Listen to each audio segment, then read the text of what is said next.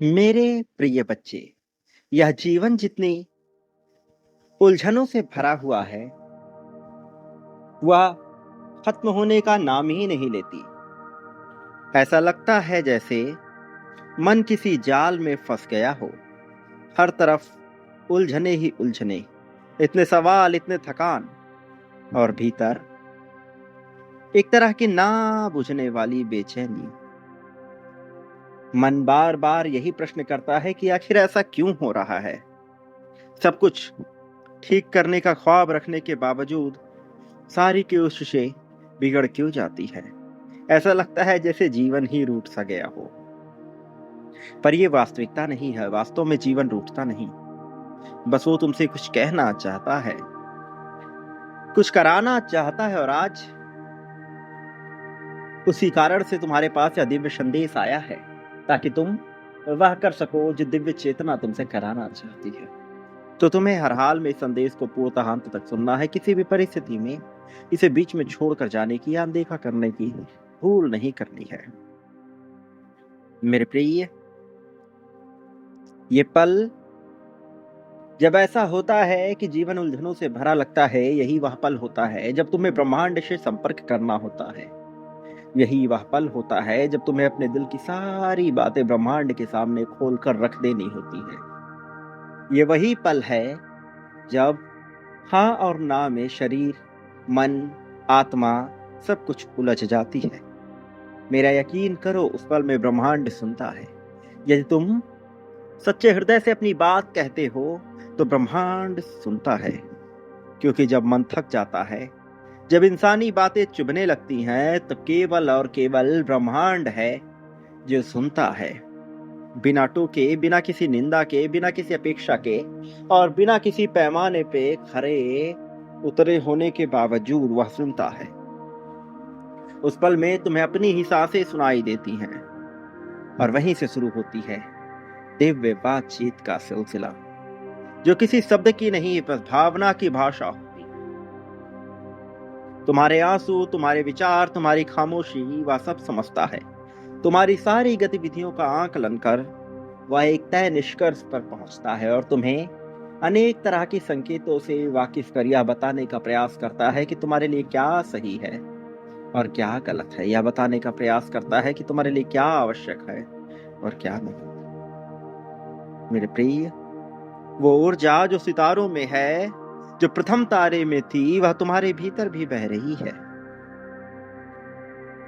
क्या तुमने कभी सोचा है कि तुम्हारे मन मस्तिष्क में ऐसी कौन सी बात है जो ब्रह्मांड में भी गूंज रही?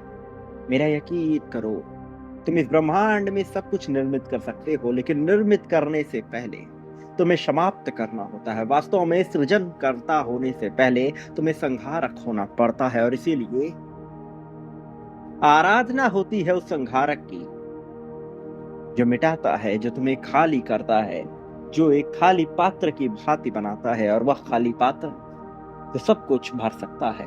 तो तुम्हें बनना होता है उसके जैसा, और उसके जैसा बनने के लिए मिटाना पड़ता है अपने आप, अपने भीतर पनपने वाली उन सभी दुविधाओं को, चिंताओं को, शंकाओं को, जो तुम्हें खाए जा रही है। और एक बार वह समाप्त होती है, पर जीवन नया हो जाता है। मेरे प्रिय, ये उलझन केवल तुम्हारे भीतर नहीं है, बाहरी संसार में भी है, बाहरी दुनिया में भी है। ये उलझन हर उस जगह है जहां तुम जाते हो, जहां तुम देखते हो। इसी कारण से इन उलझनों से डरना नहीं चाहिए, थकना नहीं चाहिए। इन उलझनों का सामना करना चाहिए, और यदि तुम सामना कर लेते हो इन उलझनों का, तो सब सरल हो जाता है, सब आसान हो जाता है। मेरे प्रिय, रुककर सांसें लेकर थोड़ी देर उस अनंत चेतना में घुल मिलकर उसे संवाद करो। जानो उसको जिसने तुम्हें रचा है, और फिर तुम पाओगे कि सब आसान हो गया। वो उत्तर देता है निश्चित तौर पर, लेकिन वैसे नहीं जैसे तुम सोचते हो। ये उत्तर तुम तक पहुंचेगा संकेतों, संदेशों, विभिन्न प्रकार के तकनीकी के माध्यम से। वो तुम्हें तुम्हारे सच्चे मन से रूबरू कराएगा। वो दिव्य चेतना बनकर आएगा, वो फरिश्तों की शक्ल में आएगा, वो तुम्हारे अपने इंसानी रूप में भी आएगा, मनुष्य के, जीव जंतुओं के हर उस रूप में मेरे प्रिय, उस कबूतर के रूप में जिसे तुमने देखा था, उस छिपकली के रूप में जिसे तुम चिढ़े थे मेरे प्रिय, हर उस रूप में उसकी आंखों ने तुम्हें तराशा, जाना, तुम्हारी गतिविधियों का आकलन किया और पाया कि तुम विजेता हो, पाया कि तुम विजय होने योग्य हो, पाया कि तुम्हें विजय मिलनी ही चाहिए, पाया कि जीते बिना तुम नहीं रह सकते, तो जीत तुम्हारी ही होगी, अपेक्षाओं से परे, उम्मीदों से परे, यह जीत तुम्हारी है।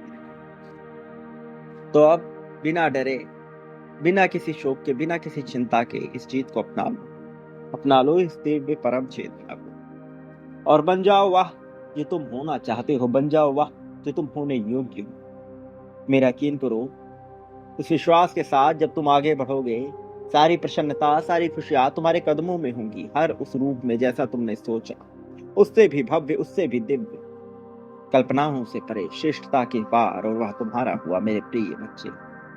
यह सत्य है, यही सत्य है, इससे तुम दूर नहीं हो सकते। याद रखो, तुम्हारी विजय इतनी विशाल होगी जैसे तुमने कभी ना सोची हो, किंतु तुम्हें साथ तो देना ही होगा मेरे प्रिय बच्चे। जीवन में पाने के लिए मनुष्य को बांटना ही पड़ता है, बांटे बिना प्राप्त करना असंभव हो जाता है।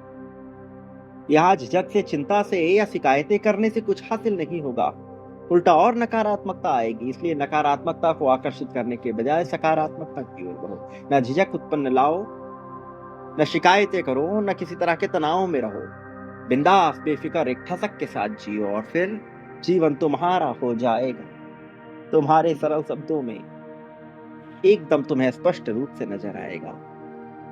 तो देरी किस बात की? संख्या 99,999 लिखकर बांटने की प्रक्रिया में शामिल होकर संख्या 51,000 लिखो और बांटना प्रारंभ करो।